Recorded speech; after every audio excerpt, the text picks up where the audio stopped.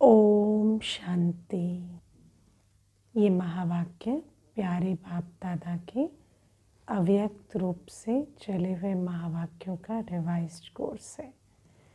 वाणी की original date है 18 फरवरी 1993।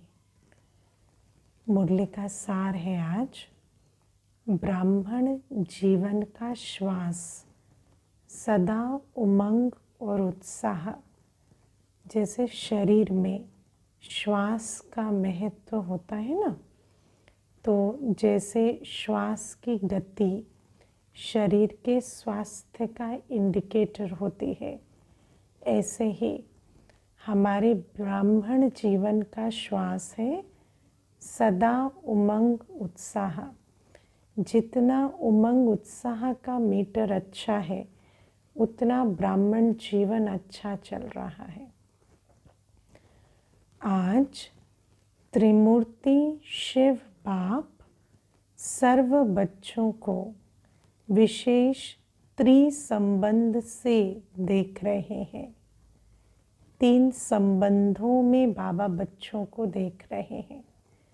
बाबा बच्चों को बच्चे रूप में, स्टूडेंट के रूप में, और जैसे सतगुरु को फॉलो करने वाले बच्चों के रूप में देख रहे हैं। बाबा 3 रूप में स्थित है आज, बाप, टीचर और सतगुरु, और बच्चों को भी उसी दृष्टि से देख रहे हैं। सबसे पहला प्यारा संबंध है सर्व प्राप्तियों के मालिक वारिस हो। बाबा कैसे देख रहे हैं मुझे? सब अपना इंडिविजुअल देखना। बाबा मुझे सर्व प्राप्तियों का मालिक वारिस बच्चे के रूप में देख रहे हैं। वारिस के साथ ईश्वरीय विद्यार्थी हो। फिर बाबा मुझे ईश्वरीय विद्यार्थी के रूप में देख रहे हैं।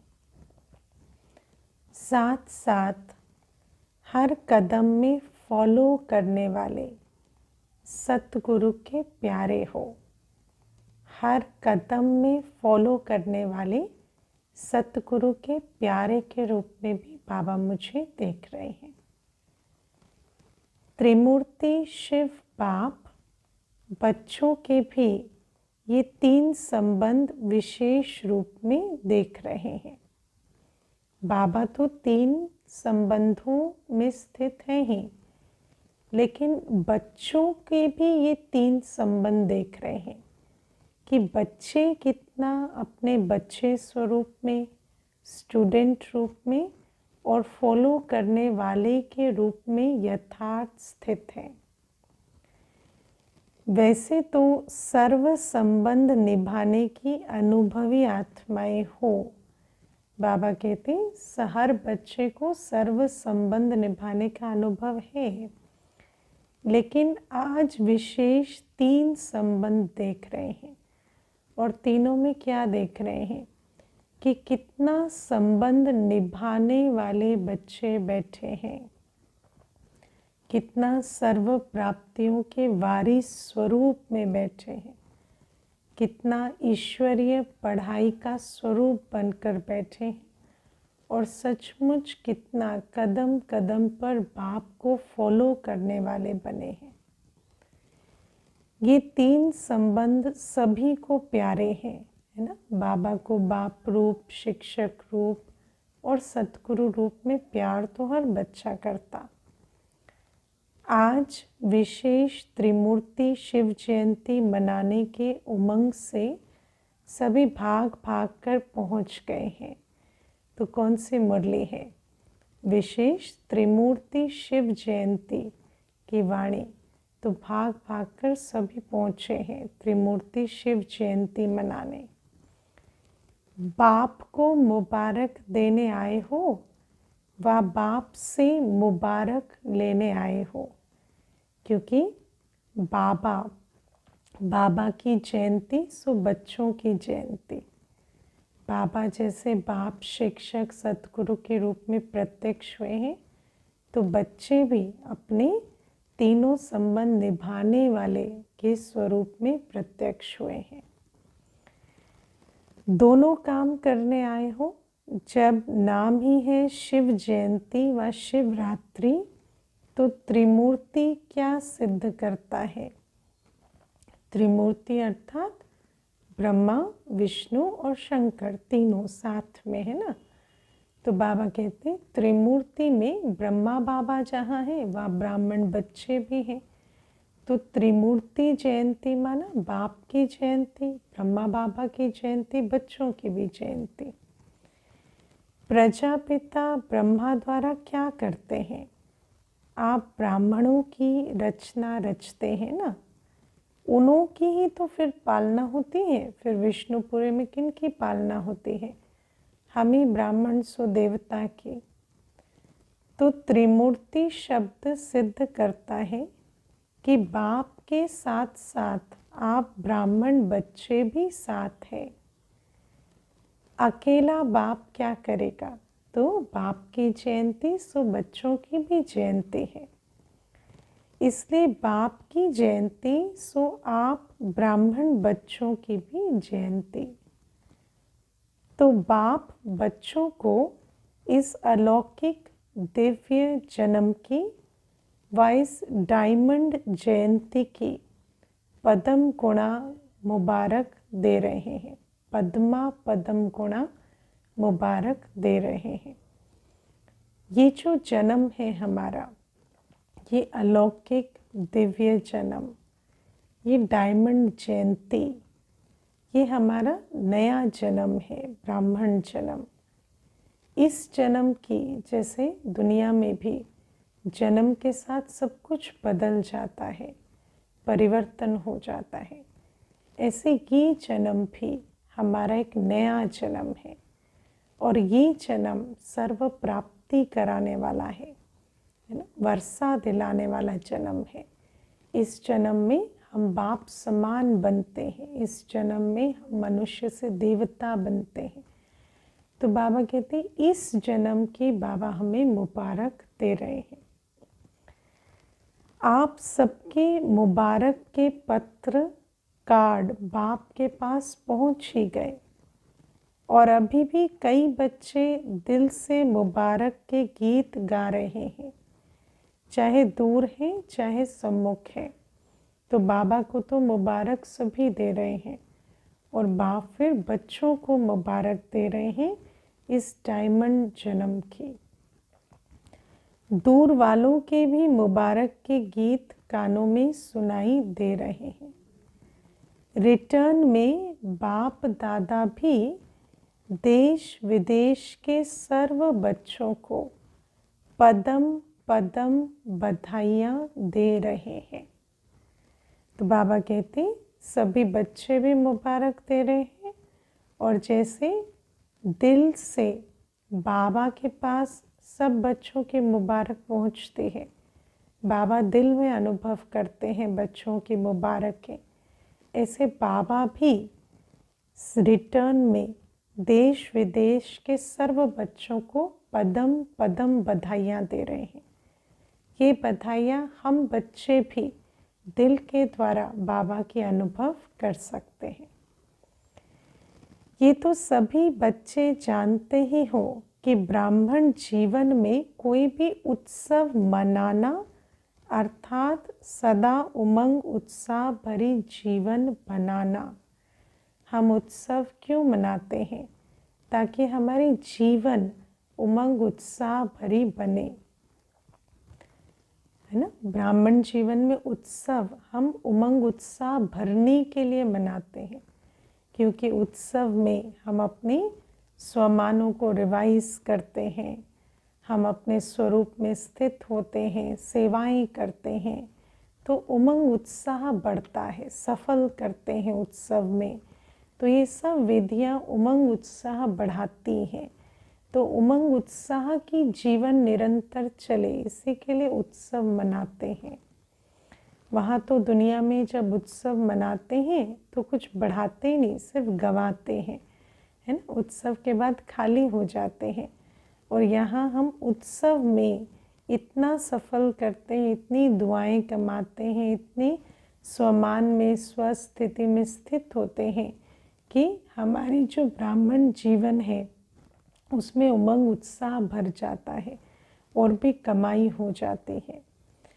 ब्राह्मणों की अलौकिक डिक्शनरी में मनाने का अर्थ है बनना। तो सिर्फ आज उत्सव मनाएंगे व सदा उत्साह भरी जीवन बनाएंगे। उत्सव मनाना है, सिर्फ रिवाजी की मनाना पड़ता है, मनाना है। दुनिया में तो क्या कहते हैं, मनाना ही पड़ता है। अभी बर्थडे आ रहा है, अभी दिवाली आ रही, करना है करना है, करना पड़ता है। लेकिन बाबा कहते हम मना नहीं रहे कोई रिवाजी रीति से, हम तो अपनी उमंग उत्साह भरी जीवन बना रहे हैं। जैसे इस स्थूल शरीर में श्वास है तो जीवन है, अगर श्वास खत्म हो गया तो जीवन क्या होगी, खत्म।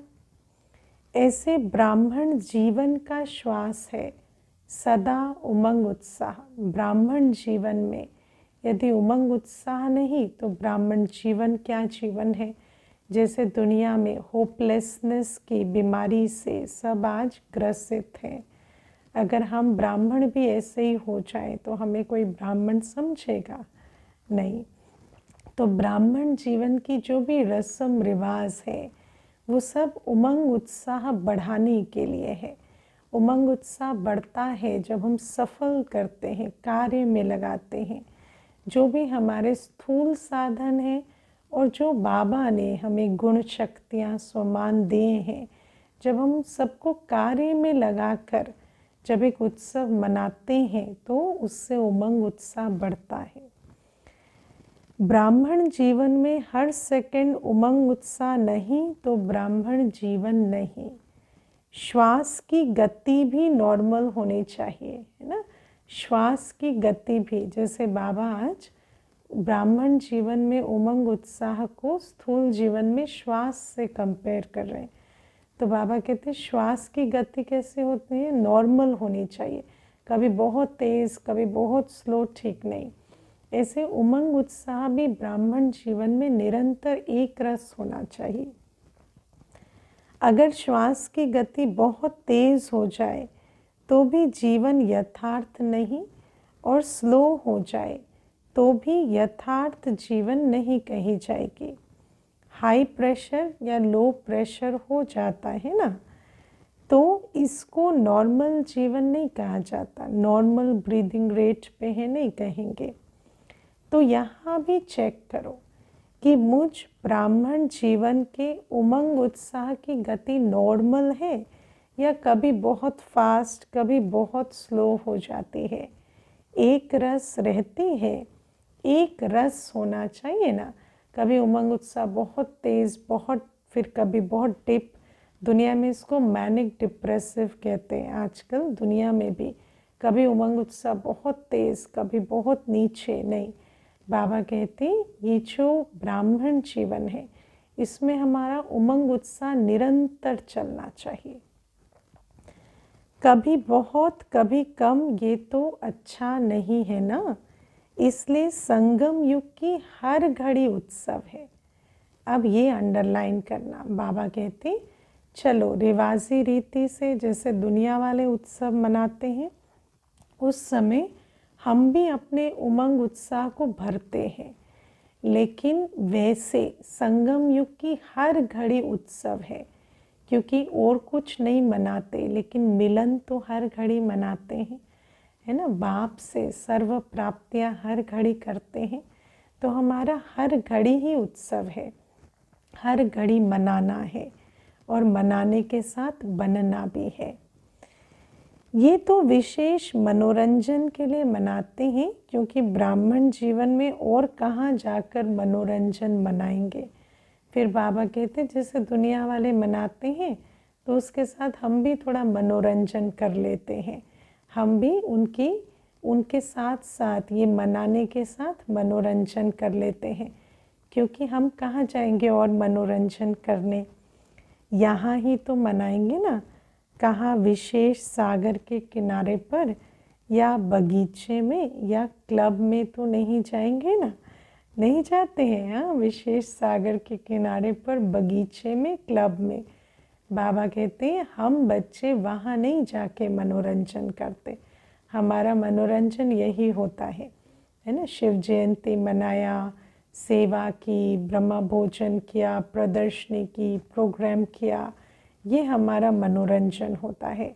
और वैसे तो हमारा हर घड़ी उत्सव है, क्योंकि बाप के साथ मिलन मनाते बनते जा रहे हैं।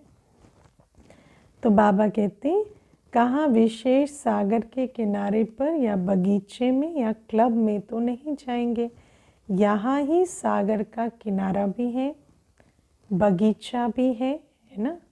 इससे सुंदर फूलों का बगीचा क्या होगा, जहाँ स्वयं ज्ञान सूर्य बगीचे को सींच रहे हैं।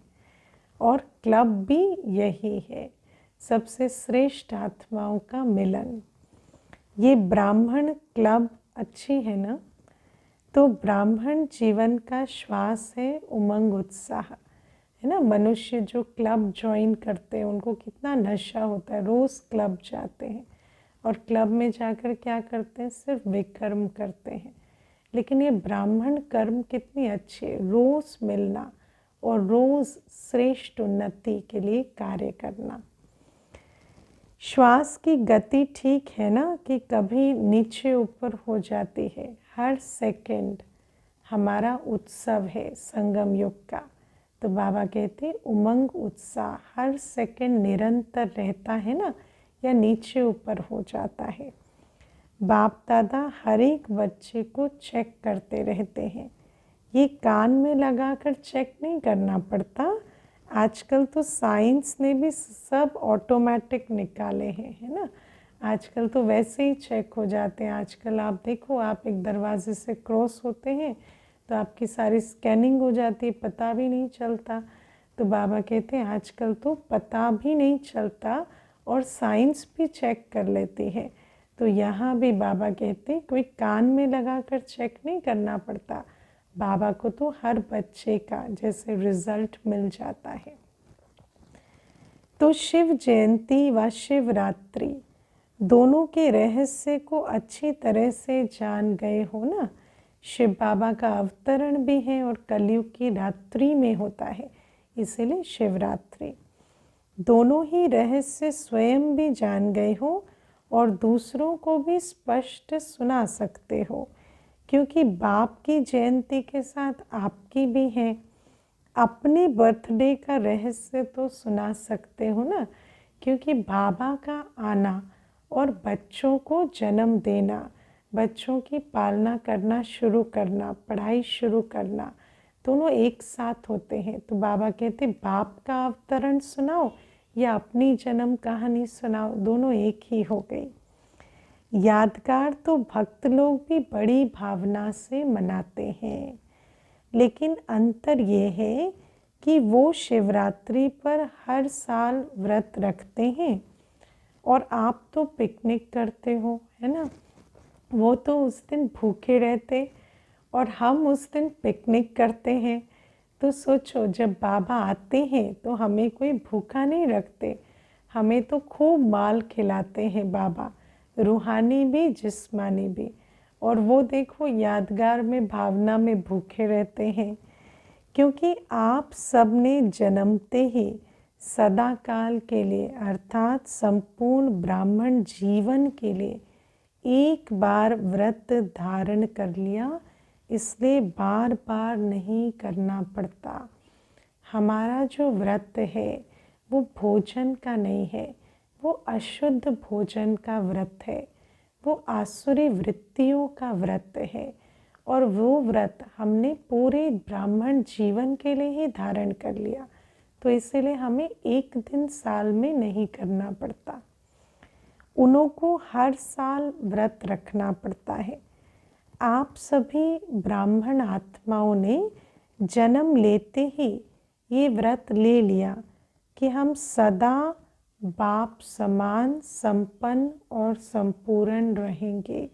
हमारा व्रत क्या है, हम सदा बाप समान संपन्न और संपूर्ण रहेंगे। अगर हमें बाप समान रहना है तो नेचुरल है कि यहाँ पुरानी दुनिया की बातों से तो न्यारा रहना होगा। तो दोनों व्रत हमने किए, बाप समान रहना और दुनिया से न्यारे रहने का व्रत। ये पक्का व्रत लिया है या थोड़ा कच्चा? जब आत्मा और परम आत्मा का संबंध अविनाशी है तो व्रत भी अविनाशी है ना।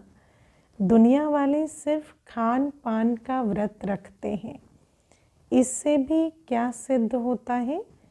आपने ब्राह्मण जीवन में भी सदा के लिए खान पान का भी व्रत लिया है ना, सदा खान पान का व्रत। लेकिन हमारा नहीं खाने का व्रत नहीं है, विकारी भोजन, अशुद्ध भोजन ना खाने का व्रत है कि ये फ्री है, खाना पीना जो भी चाहे खा लो। हाँ, हमने व्रत नहीं किया, क्या किया है, लेकिन हमारा व्रत अशुद्ध भोजन का है।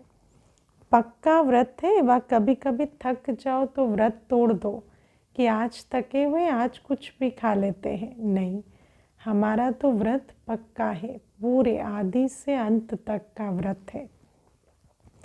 कभी टाइम नहीं मिलता तो क्या बनाए, कुछ भी मंगा कर खा लेवे, ऐसा चलता है। थोड़ा थोड़ा ढीला करते हो, बाबा पूछते। देखो, आपके भक्त व्रत रख रहे हैं, चाहे साल में एक बार ही रखते हैं, लेकिन मर्यादा तो पालन कर रहे हैं ना। वो एक दिन वो नियम भंग नहीं करते। तो हम बच्चे जिनके यादगार में वो एक दिन व्रत रख रहे हैं, हम कैसे अपनी शुद्धता के व्रत को तोड़ सकते हैं? हमें ब्राह्मण जीवन में आदि से अंत तक इस व्रत में बंधायमान रहना है। तो जब आपके भक्त व्रत में पक्के हैं तो आप कितने पक्के हो? बाबा पूछते हैं, पक्के हो? कभी कभी थोड़ा ढीला कर देते हो, चलो कल भोग लगा देंगे, आज नहीं लगाते, ऐसा करते? कल भोग लगा देंगे, आज नहीं लगाते। ऐसा तो नहीं कहते कल खा लेंगे, आज नहीं खाते। कल भोग लगा देंगे, आज नहीं लगाते। बाबा को भोग नहीं लगाएंगे। ये भी आप ब्राह्मण आत्माओं की जीवन के बेहद के व्रत के यादगार बने हुए हैं। तो यादगार इतना पक्का है, इतना स्पष्ट है, तो जो सत्य है, जिसके आधार से यादगार बना है, वो स्थिति कितनी पक्की होनी चाहिए। विशेष इस दिन पवित्रता का भी व्रत रखते हैं, वो भी पवित्रता का व्रत रखते हैं, है ना। भक्त भी एक दिन ही रखते हैं, लेकिन रखते हैं। एक पवित्रता का व्रत रखेंगे, दूसरा खान पान का व्रत रखेंगे, तीसरा सारा दिन किसी को भी किसी प्रकार का दुख व धोखा नहीं देंगे, ये भी व्रत रखते हैं। लेकिन आपका इस ब्राह्मण जीवन का व्रत बेहद का है ना। यह सिर्फ जिस्मानी दुख नहीं, आत्मा को कोई दुख नहीं देना, दुख नहीं लेना। आत्मा संकल्प में भी पतित ना बने, मनसा वाचा कर्मणा संपूर्ण पवित्रता, है ना। और खान पान का भी पूरा व्रत, और वो भी पूरा आदि मध्यंत ब्राह्मण काल का व्रत। तो हमारा है बेहद का, उनका है हद का, एक दिन का, और वो भी जिस्मानी। हमारा है सदा काल का और रूहानी, इसलिए बेहद का। उनों का एक दिन का है। पवित्रता का व्रत तो ब्राह्मण जन्म से ही धारण कर लिया है ना, क्योंकि पवित्र नहीं तो ब्राह्मण नहीं। सिर्फ ब्रह्मचर्य नहीं, लेकिन इसका मतलब ये नहीं कि ब्रह्मचर्य के बिना चलेगा। ब्रह्मचर्य तो फाउंडेशन है, लेकिन सिर्फ ये नहीं, ब्रह्मचर्य के साथ और भी चाहिए। पांचों ही विकार पर विजय हो। सिर्फ ब्रह्मचर्य, काम विकार में नहीं जाते, नहीं, पांचों ही विकार पर विजय हो, वो भी मनसा वाचा कर्मणा तीनों। ऐसा नहीं काम विकार में कर्मणा में नहीं जाते, लेकिन मनसा चल रही है, नहीं। मनसा वाचा कर्मणा तीनों में जब पांचों ही विकार का व्रत करे, और व्रत माना दृढ़ प्रतिज्ञा से ही व्रत किया जाता है। दुनिया में भी ऐसा नहीं कि भोजन का व्रत करते हैं तो भूख नहीं लगती, उस दिन भूख तो लगती है पर खाते नहीं। ऐसे ही कितने भी मनसा में तूफान आए, लेकिन व्रत माना व्रत, कोई भी विकार के अधीन संकल्पों को चलने नहीं देना, बोल में नहीं आना, कर्म में नहीं आना। तो बाबा कहते सिर्फ ब्रह्मचर्य नहीं, लेकिन पांचों ही विकारों पर विजय हो, इसको कहते पवित्रता का व्रत। तो सोचो कि पवित्रता के व्रत में कहाँ तक सफल हुए हैं, है ना। व्रत तो लिया, लेकिन कहाँ तक उस व्रत पर चल रहे हैं, सफल हुए हैं। जैसे ब्रह्मचर्य अर्थात काम महाशत्रु को जीतने के लिए विशेष अटेंशन में रहते हो, ऐसे ही और भी 4 साथी जो काम महाशत्रु के हैं, उनका भी इतना ही अटेंशन रहता है जितना काम विकार पर अटेंशन देते, उतना मोह पर देते हैं, लोभ पर देते हैं, क्रोध पर देते हैं। क्रोध पर भी कई दे देते हैं, लेकिन क्रोध के बाल बच्चों पर नहीं देते कि उसके लिए छुट्टी है। थोड़ा थोड़ा क्रोध तो भले कर लो, है ना। कहेंगे नहीं ब्राह्मण है ना तो काम विकार में तो नहीं जा सकते, लेकिन थोड़ा क्रोध तो कर सकते हैं। छुट्टी है नहीं, लेकिन अपने आप को छुट्टी दे देते हो, यह है मनमत, है ना। देखा गया है कि क्रोध के बाल बच्चे जो हैं उनको छुट्टी दे दी है। क्रोध के बाल बच्चे क्या है? रूठना, नाराज होना, या फिर रोब दिखाना, ये सब क्रोध के बाल बच्चे हैं। क्रोध महाभूत को तो भगाया है, लेकिन उसके जो बाल बच्चे हैं उनसे अभी प्रीत अभी भी रखी है ना। जैसे छोटे बच्चे अच्छे लगते हैं ना, तो ये क्रोध के छोटे बच्चे कभी कभी प्यारे लगते हैं। कहते क्रोध तो छोड़ दिया, लेकिन नाज नखरे रूठना ये तो प्यारा लगता है ना, इसके बिना जीवन ही क्या होगी। कभी नाराज ही ना हो कोई तो मज़ा कैसे आएगा। तो इस प्रकार की भी मान्यताओं में रहते हैं। व्रत अर्थात संपूर्ण पवित्रता का व्रत। कई बच्चे बहुत अच्छी अच्छी बातें सुनाते हैं। सुनना आज बाबा कितनी रमणीक बातें बच्चों की बता रहे हैं। कहते क्रोध आया नहीं, लेकिन क्रोध दिलाया गया तो क्या करें। मेरे को नहीं आया, लेकिन दूसरा दिलाता है। बहुत मज़े की बातें करते हैं। कहते आप भी उस समय होते तो आपको भी आ जाता। हाँ, बाप दादा को कहते आप भी होते तो आपको भी आ जाता। वो दिला रहे, मेरे अंदर थोड़ी है। तो बाप दादा क्या कहेंगे फिर? बाप दादा भी कहते अच्छा तुमको माफ़ कर दिया, लेकिन आगे फिर नहीं करना। क्योंकि अगर इतना अज्ञान में चल रहे हैं कि बिल्कुल समझ ही नहीं आ रहा कि वो जब दिला रहे हैं तो आ तो तभी रहा है ना जब अपने अंदर है। तो फिर क्या कहेंगे बाबा कि इनकी बुद्धि तो भी काम ही नहीं कर रही। तो कहते चलो आगे नहीं करना। शिवरात्रि का अर्थ ही है, अभी व्रत की बात सुन ली। अब बाबा कहते शिवरात्रि का अर्थ ही है अंधकार मिटाए प्रकाश लाने वाली रात्रि। आज बाबा ने कहा ना शिव जयंती का अर्थ भी मालूम है, शिवरात्रि का अर्थ भी मालूम है। शिवरात्रि का अर्थ है अंधकार मिटाए प्रकाश लाने वाली रात्रि। शिव बाबा का आना माना अंधकार मिटना और प्रकाश का आना। मास्टर ज्ञान सूर्य प्रकट होना, यह है शिवरात्रि। जैसे दुनिया में सूर्य का आना होता है, ऐसे ज्ञान सूर्य का आना और प्रकाश लाना, इसको कहते हैं शिवरात्रि।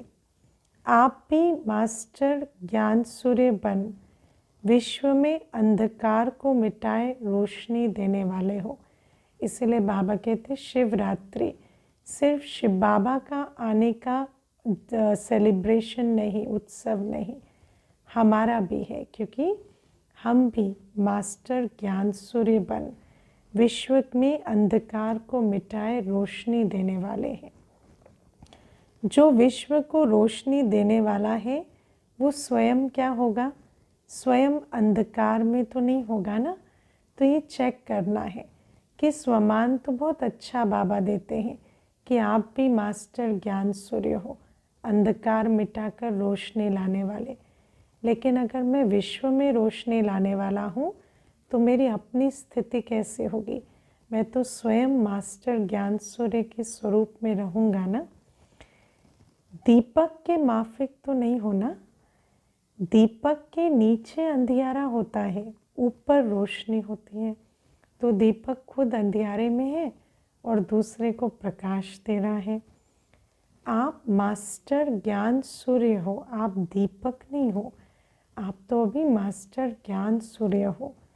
तो मास्टर ज्ञान सूर्य स्वयं भी प्रकाश स्वरूप है, लाइट माइट रूप है, और दूसरों को भी लाइट माइट देने वाले हैं।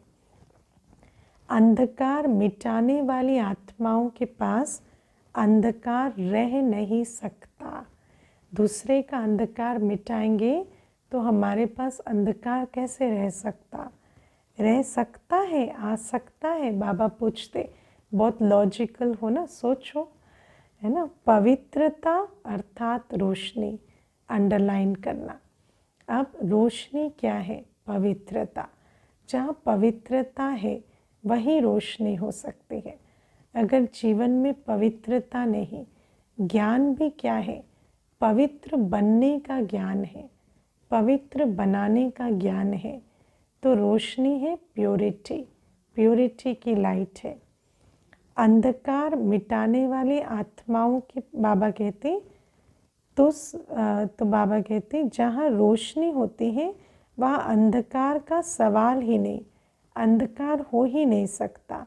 तो संपूर्ण पवित्रता अर्थात रोशनी। अंधकार मिटाने वाली आत्माओं के पास अंधकार रह नहीं सकता।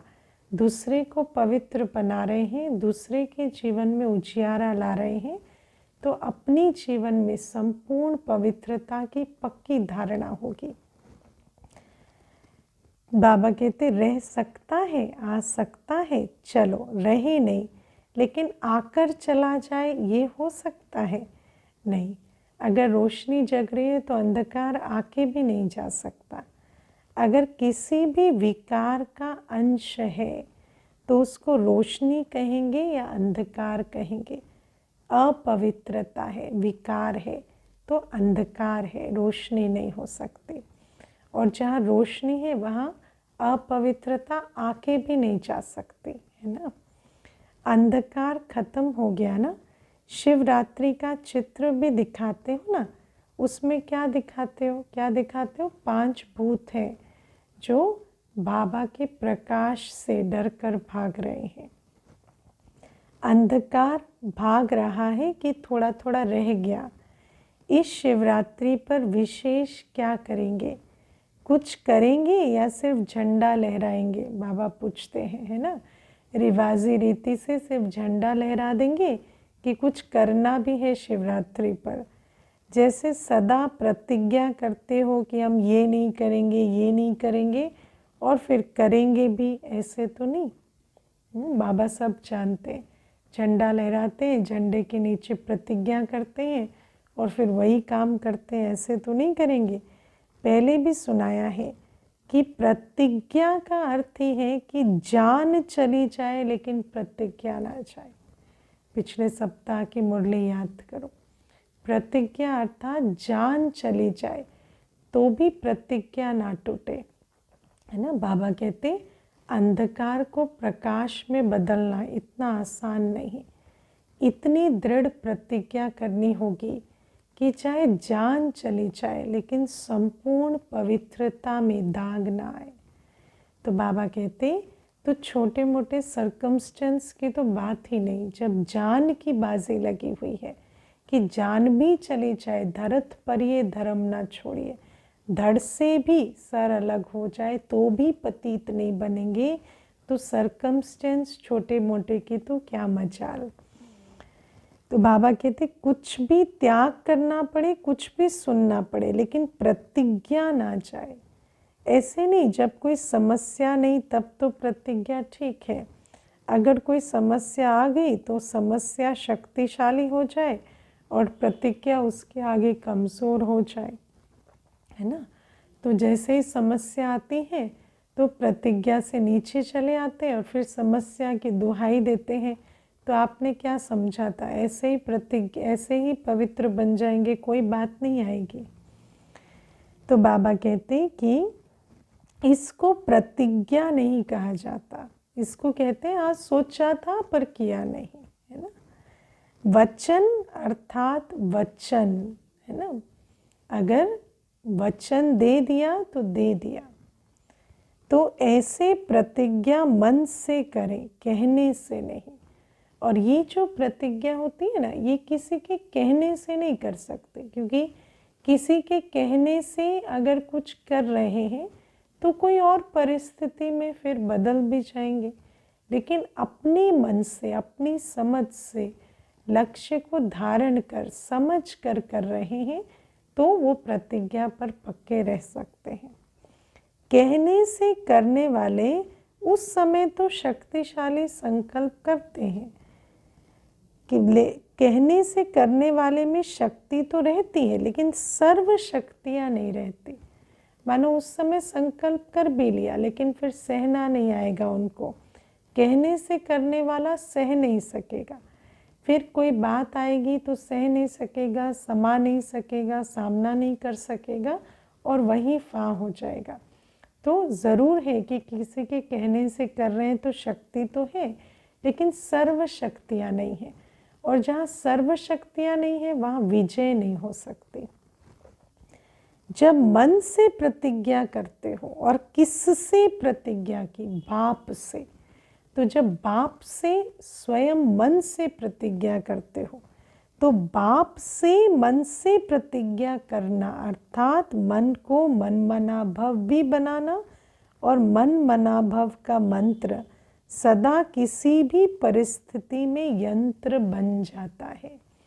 जब मन से बाप से प्रतिज्ञा करते हैं तो मन मना भव हो जाते हैं, बाबा की शक्ति मिलना शुरू हो जाती है, और ऐसा ये मन मना भव का मंत्र किसी परिस्थिति में यंत्र बन जाता है, अस्त्र बन जाता है, जिसके द्वारा हम शक्ति स्वरूप हो उस परिस्थिति में जागृत संस्कार पर विजय पा पाते हैं। लेकिन मन से करने से ये होगा, मन में आए कि मुझे ये करना नहीं है, अगर मन में ये संकल्प होता है कि कोशिश करेंगे, करना तो है ही, बनना तो है ही, ऐसे नहीं करेंगे तो क्या होगा, क्या करेंगे इसलिए, ऐसे नहीं करेंगे तो क्या होगा, ऐसे नहीं करेंगे तो क्या होगा, क्या करेंगे इसलिए कर लो, है ना। कई इस प्रकार से भी चलते, ये नहीं करेंगे तो और क्या करेंगे तो कर लेते हैं, है ना। लेकिन जब ये नहीं करेंगे तो और क्या करेंगे, तो जब कोई और ऑप्शन नज़र आता है या कोई मुसीबत आ जाती है तो फिर उनके अंदर उसको पार करने की ताकत नहीं होती। इसको कहा जाएगा थोड़ी थोड़ी मजबूरी। जो मन से करने वाला होगा वो ये नहीं सोचेगा कि करना ही पड़ेगा, वो ये सोचेगा कि बाप ने कहा और हुआ ही पड़ा है ना, मुझे तो सिर्फ निमित्त बनना है, मुझे बाप का बनना है, बाप ने कहा तो हुआ ही पड़ा है। निश्चय और सफलता में निश्चित होगा, यह है फर्स्ट नंबर की प्रतिज्ञा। सेकंड नंबर की प्रतिज्ञा है बनना तो है, करना तो है ही, पता नहीं कब हो जाए। ये तो करना अर्थात तोता हो गया ना। बाप दादा के पास हर एक ने कितनी बार प्रतिज्ञा की है, वो सारा फाइल है। फाइल बहुत बड़े हो गए हैं, है ना। बाबा कहते इतनी प्रतिज्ञा करके फाइलें भर दी हैं, अभी फाइल नहीं भरना है, फाइनल करना है। जब कोई बाप दादा को कहते हैं कि प्रतिज्ञा की चिट्ठी लिखाएं, तो बाप दादा के सामने सारी फाइल आ जाती है ना। तो बाबा कहते हैं कि प्रतिज्ञा तो बहुत कर ली, अब वो तो मेरी बुद्धि में है, लेकिन अभी प्रतिज्ञा का स्वरूप बनो। अभी भी ऐसे करेंगे, फाइल में कागज़ ऐड करेंगे कि फाइनल प्रतिज्ञा करेंगे। अब प्रतिज्ञा कमज़ोर होने का एक ही कारण बाप दादा ने देखा है। वो एक शब्द भिन्न भिन्न रॉयल रूप में आता है और कमज़ोर करता है। वो एक ही शब्द है, बॉडी कॉन्शियसनेस का मैं, है ना। कौन सा शब्द है जो प्रतिज्ञा को कमज़ोर करता है? बॉडी कॉन्शियस का मैं। सोल कॉन्शियस का मैं होता है मैं आत्मा। बॉडी कॉन्शियस का मैं माना मैं के साथ कुछ और लग जाता है, आत्मा नहीं। ये मैं शब्द ही धोखा देता है। जहाँ मैं आता है वहाँ बाबा भूल जाता है, और बाबा भूल गया तो बाबा से किया वायदा क्या याद रहेगा? मैं ये समझता हूँ, कौन समझता है? मैं ज्ञान स्वरूप आत्मा नहीं, मैं जो दुनिया की मतें भरी हुई ना बुद्धि में, उस आधार से ये समझता हूँ मैं ही ये कर सकता हूँ। मैंने जो कहा वही ठीक है, मैंने जो सोचा वही ठीक है। तो भिन्न भिन्न रॉयल रूप में ये मैंपन प्रतिज्ञा को कमज़ोर करता है। श्रीमत से चेक नहीं करते, बस मैं में चलते हैं, तो फिर प्रतिज्ञा भी कमज़ोर हो जाती है, क्योंकि मैं के द्वार से माया आ जाती है। आखिर कमज़ोर होकर दिल शिकस्त के शब्द सोचते हैं कि मैं इतना सहन नहीं कर सकता, अपने को इतना एकदम निर्माण कर दूं, इतना नहीं कर सकता, है ना। इतनी समस्याएं पार नहीं कर सकते, मुश्किल है ना। कहेंगे ऐसे शब्द, कहेंगे मास्टर सर्वशक्तिमान अगर ऐसे शब्द कहें, हम इतना नहीं झुक सकते, है ना, मैं इतना सहन नहीं कर सकता, इतनी समस्याएं पार नहीं कर सकता, तो क्या कहें? ये मैंपन कमज़ोर करता है। ये सब बॉडी कॉन्शियस का मैं है। बहुत अच्छे रॉयल रूप है। बाबा कहते सुनने में भी ना, अगर ज्ञान स्वरूप होकर ना सुने तो लगेगा बात तो ठीक है ना।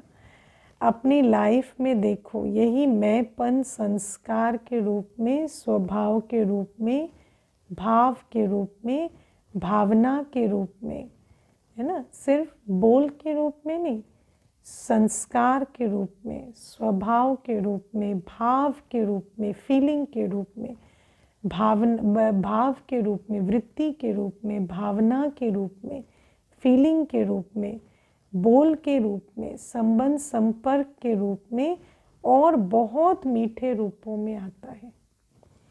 शिवरात्रि पर ये मैं की बलि चढ़ती है।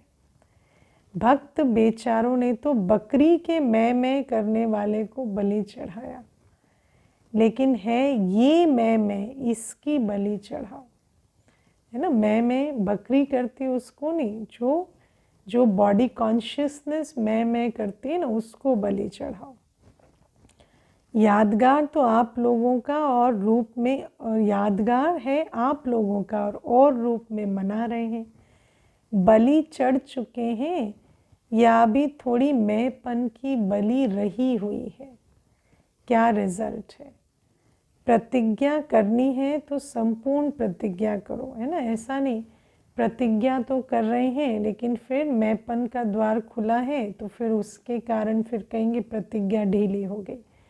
नहीं, बाप का बनना है, संपन्न संपूर्ण बनना ही है, जैसा बाप समान बनना ही है। उसमें कुछ भी सहना पड़े, कुछ भी करना पड़े, ये नहीं कह सकते हम नहीं करेंगे।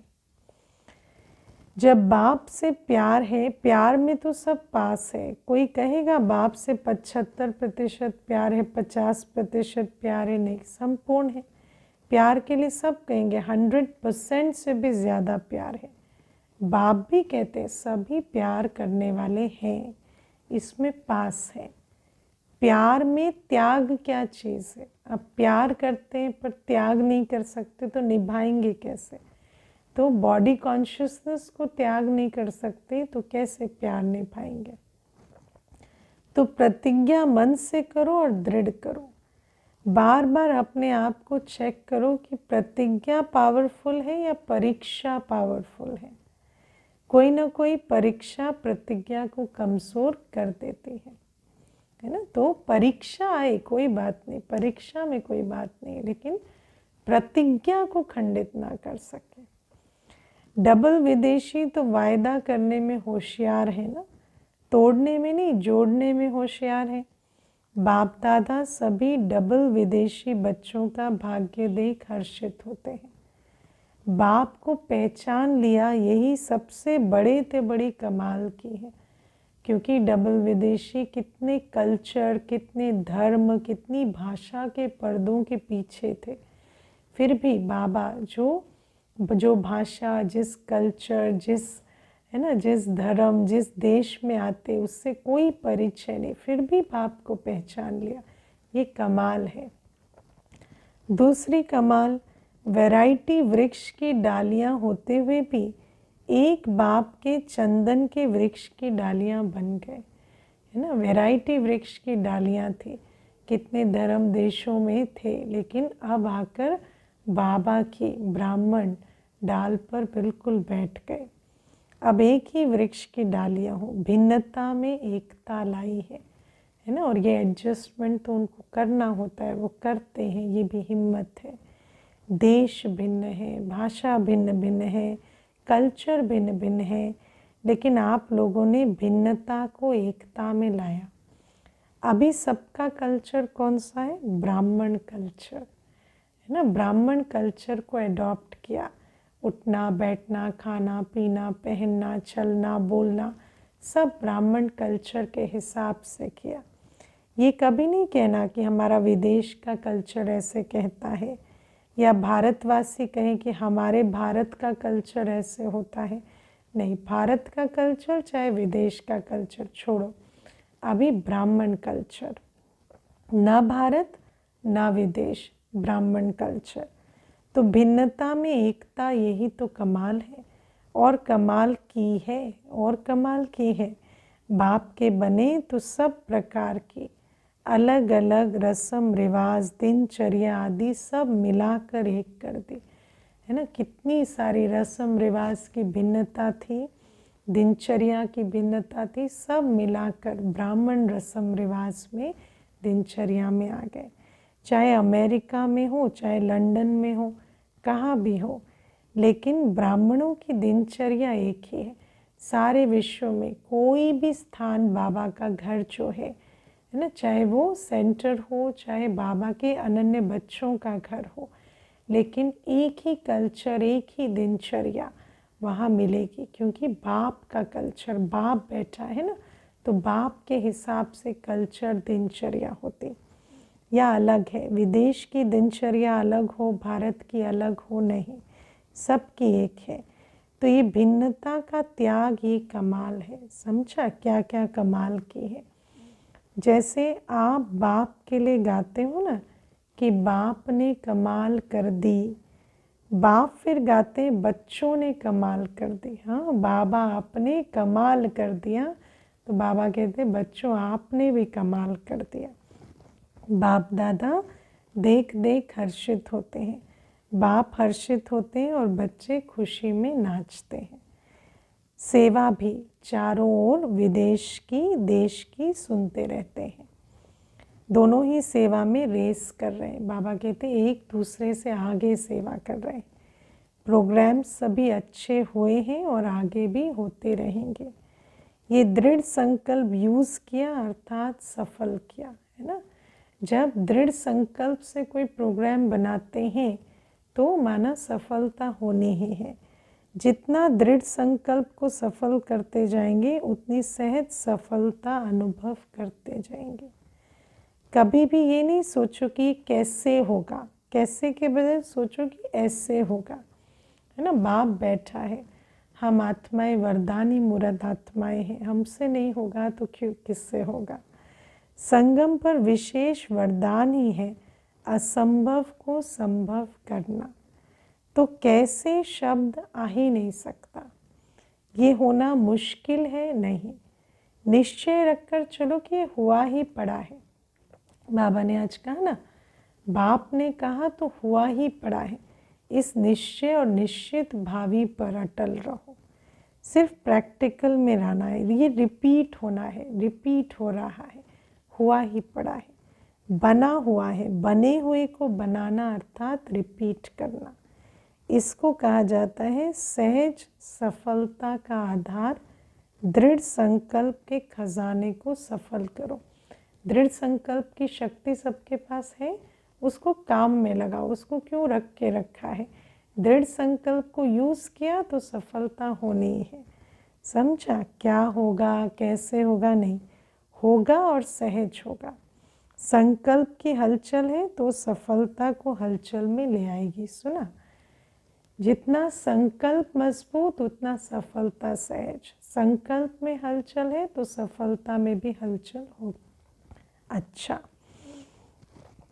चारों ओर के सदा उत्सव मनाने वाले, सदा उमंग उत्साह से उड़ने वाले, सदा संपूर्ण प्रतिज्ञा के पात्र अधिकारी आत्माएं, सदा असंभव को सहज संभव करने वाले, सदा हर प्रकार की परीक्षा को कमज़ोर कर प्रतिज्ञा को पावरफुल बनाने वाले, सदा बाप के प्यार के रिटर्न में कुछ भी त्याग करने की हिम्मत वाले, ऐसे त्रिमूर्ति शिव बाप के जन्म साथी ब्राह्मण आत्माओं को अलौकिक जन्मदिन की याद प्यार और मुबारक। बाप दादा की विशेष श्रेष्ठ आत्माओं को नमस्ते। ऐसा बनाने वाले बाबा को भी हम बच्चों का याद प्यार, गुड मॉर्निंग और नमस्ते। ओम शांति। वरदान है ज्ञान, गुण और शक्तियों रूपी खजाने द्वारा संपन्नता का अनुभव करने वाले संपत्तिवान भव। बाबा कहते जिन बच्चों के पास ज्ञान, गुण और शक्तियों का खजाना है वे सदा संपन्न अर्थात संतुष्ट रहते। संपन्नता की निशानी क्या है? संतुष्टता। जहाँ अप्राप्ति का भाव होगा, मेरे पास ये नहीं है, ये नहीं है, वहाँ संतुष्टता नहीं होगी। तो जो ज्ञान, गुण, शक्तियों से भरपूर है वो संपन्न अनुभव करेंगे, संतुष्ट अनुभव करेंगे। उनके पास अप्राप्ति का नाम निशान नहीं रहता। हद के इच्छाओं की अविद्या हो जाती। संतुष्ट आत्मा इच्छा से परे होती। हद की इच्छाएं, है ना। वैसे तो बाप से और खजाना ले वो इच्छा सदा रहती, लेकिन हद की इच्छाओं से जैसे अविद्या हो जाती। वो दाता होते हैं, उनके पास हद की इच्छा व प्राप्ति की उत्पत्ति नहीं होती। वो कभी मांगने वाले मंगता नहीं बन सकते। ऐसे सदा संपन्न और संतुष्ट बच्चों को ही संपत्तिवान कहा जाता है, क्योंकि किसी के पास बहुत संपत्ति है पर संपन्नता का अनुभव नहीं, संतुष्टता नहीं, तो संपत्ति किस काम की। और जहाँ संपन्नता है, संतुष्टता है, उसी को संपत्तिवान कहेंगे। स्लोगन है मोहब्बत में सदा लवलीन रहो तो मेहनत का अनुभव नहीं होगा। अच्छा, ओम शांति।